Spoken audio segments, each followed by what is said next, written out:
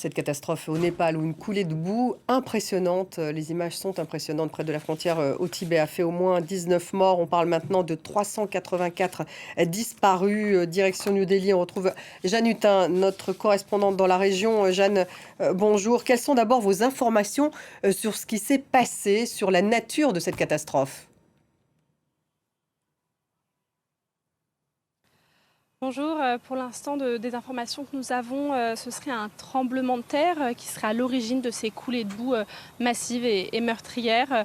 C'est une déclaration récente faite par le ministère des Affaires étrangères népalais à 8h37 heure locale précisément. Un séisme de magnitude 4,4 aurait créé un glissement de terrain qui se serait déversé dans la vallée de l'Himalaya, dans une rivière, créant ainsi une inondation et une coulée de boue majeure et dévastatrice qui a donc emporté des vies humaines, mais aussi fait beaucoup de dégâts matériels. Pour l'instant, il est difficile de connaître l'ampleur des dégâts dans la région et jusqu'à où cette coulée de boue va s'étendre.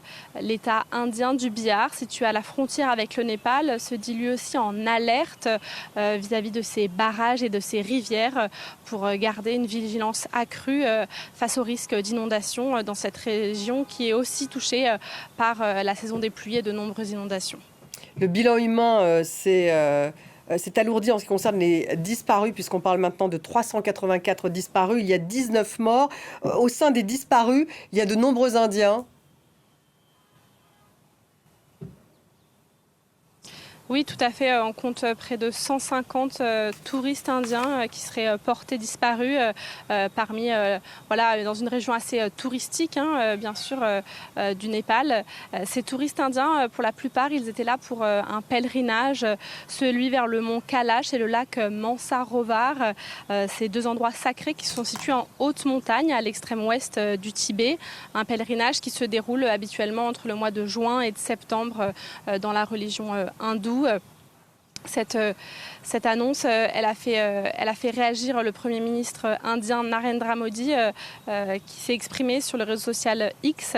Il a dit s'être entretenu avec son homologue népalais auquel il rappelait les condoléances et il rappelle que les Indiens sont aux côtés de ses frères et sœurs népalais.